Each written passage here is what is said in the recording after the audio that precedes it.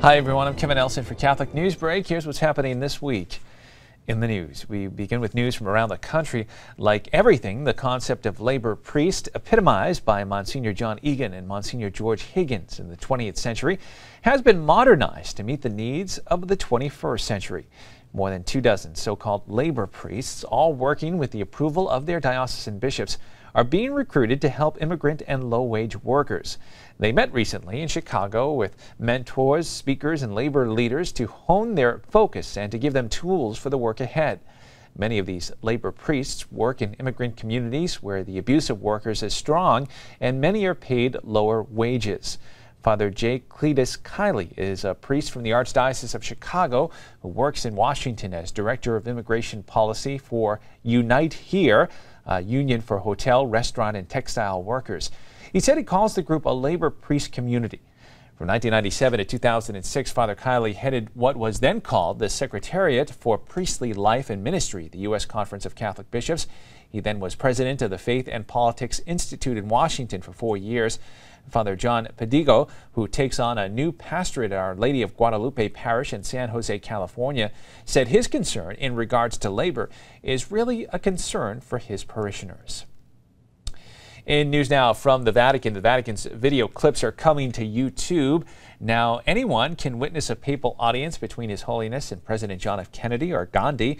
Rome Reports has more on a new partnership that has allowed the Vatican's archived footage to go viral. It's considered the Mecca of Italian cinema. The so-called Cinecittà studios were built in the 1930s, and they're still commonly referred to as Hollywood on the Tiber. Movies like Ben Hur were filmed here. Also on the list is Italian film A Fistful of Dollars, and also The Passion of Christ. Thanks to an agreement with YouTube, now the so-called Cinecittà Luce Institute has published some of Italy's and the Vatican's historical moments online. Before, they were all kept in its archives. So now, with a simple click of a mouse, one can go back to 1964 and see a private audience of Pope Paul VI, and even see the Pope greeting John Kennedy in 1963 when he was president. Images of John XXIII and the Second Vatican Council are also online. The beatification ceremony of Pope Innocent XI back in 1956 is also an option. Other unique images like these can also be seen. They include 70-year-old footage of the Swiss Guards and their military marches. There's also the arrival of the Vatican steam train back in 1932. This original initiative will help keep the new digital generation in tune with key moments in history by just logging on to the web.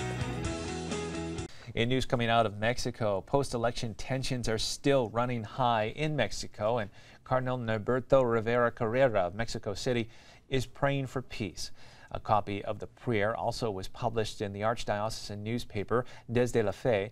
It called for an end to the post-election rancor and asked that the distinctive participants in the electoral contest peacefully resolve their differences of opinion. The Institutional Revolutionary Party, once notorious for its anti-clerical attitudes, has returned to power after 12 years. A partial recount of the July 1st election by federal officials gave presidential candidate Enrique Peña Nieto 38.2% of the vote, nearly 7 points more than runner-up Andrés Manuel López Obrador, who headed a coalition of 3 left-wing parties. López Obrador has alleged Institutional Revolutionary Party operatives plied poor voters with giveaways and prepaid cards from a supermarket chain. The party denies the allegations, and Peña Nieto has denied ever buying votes. An estimated 70,000 Mexicans streamed through the central part of the national capital July 7th to protest what they considered to have been an unfair election in which Peña Nieto benefited from positive press treatment and improper practices.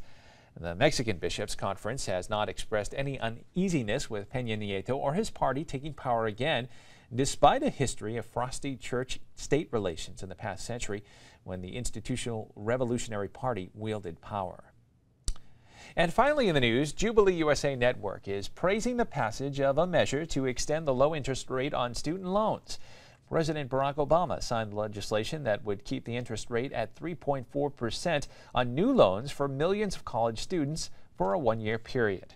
Jubilee USA Network is a coalition of more than 75 religious denominations and faith communities, human rights, environmental, and labor organizations focusing on the biblical concept of debt forgiveness. Just days before the vote in Congress, members of Jubilee USA Network delivered petitions urging action to prevent rising student loan interest rates. The interest rate on Stafford student loans had been set to double to 6.8%. In addition to the student loan provision, the measure signed by the president also extends federal transportation spending for 2 years and extends the National Flood Insurance Program for 5 years. Well, that is all the information we have for you this time. Please stay with Catholic TV for more Catholic news. Until then, I'm Kevin Nelson, and I'll see you next time on Catholic News Break.